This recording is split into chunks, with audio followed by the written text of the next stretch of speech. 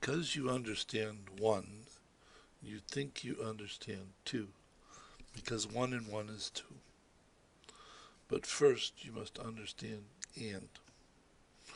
And it is within and that the simplification of all of the complexity resides.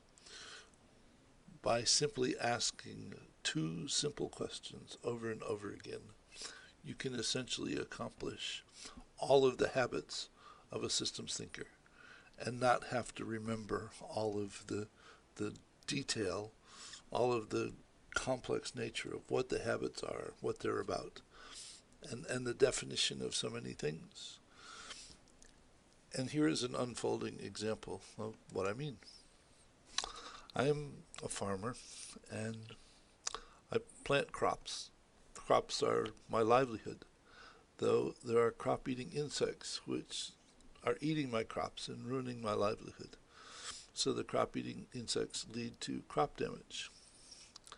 So the question that I ask is, and crop damages leads to what? What does it influence?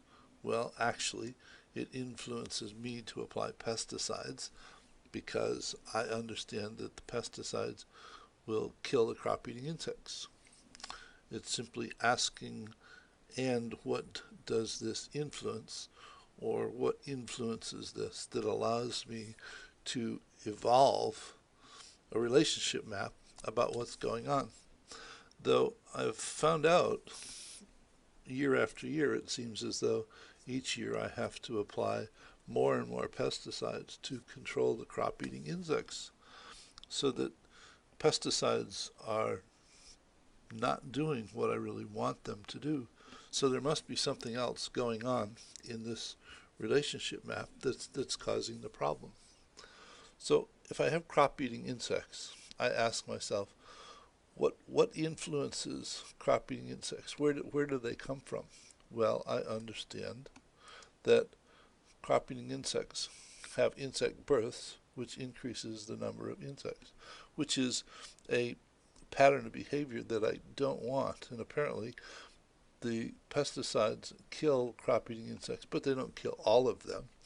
And the ones remaining have births, which increases the number of insects. So year after year, I have insects to deal with, though this doesn't seem as though it would explain why it is that I have more and more insects to deal with every year. So there must be something else going on. So what else is it that apply pesticides tends to influence? Well, it seems as though pesticides has this habit of promoting insects to develop an immunity to the pesticides. So if applying pesticides promotes pesticide immunity, which results in more insects, which leads to more crop damage, which causes me to spray more pesticides, and I have a vicious reinforcing loop taking me in a direction that I absolutely don't want to go, so that the more of this action that I take over time, the worse things become. Though, is that all that there is that's involved? I ask myself, why was it that there wasn't a problem with these particular insects in the past? As it turns out, there are a number of controlling insects which devour the crop-eating insects. Now, not all of them, but enough to keep them in check.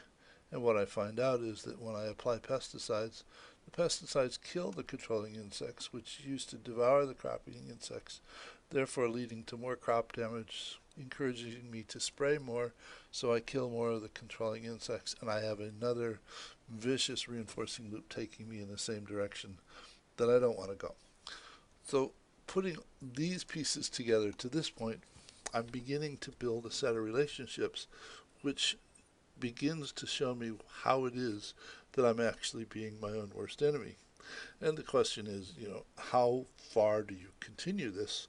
And the answer is you continue it until you have identified all of the relevant relationships, those relationships which appear to have an influence on the situation as you're attempting to understand it. Though that's not actually where you stop. Once you've identified all of the influences that you can think of, the next thing you do is you go find somebody else and you explain it to them.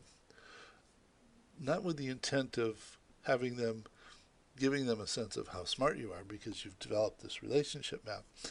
The reason that you explain it to them is in the hopes that they will ask questions that you didn't think to ask, and provide you with additional perspectives about, and what does this influence and what influences this, so that you develop a more comprehensive relationship map. I mean, you could continue this to include the fact that as you continue to apply pesticides, it is likely to have a negative impact on the ground in which you grow the crops themselves, so that it won't support crop growth to the way that it used to. And continuing to apply pesticides is in time likely to end up polluting your water supply, or the runoff polluting the nearest river, which flows downstream and pollutes the water supply for the nearest town, and then there you're in trouble with them. So it's a question of simply continuing to evolve the set of relationships so that you understand that set of relevant interactions that's actually creating the situation that you're trying to figure out how to deal with.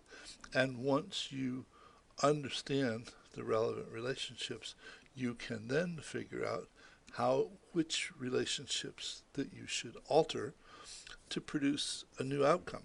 So hopefully this has provided a sense of how you can get past all of the complexity or complicated nature associated with the way that people typically try to portray systems thinking.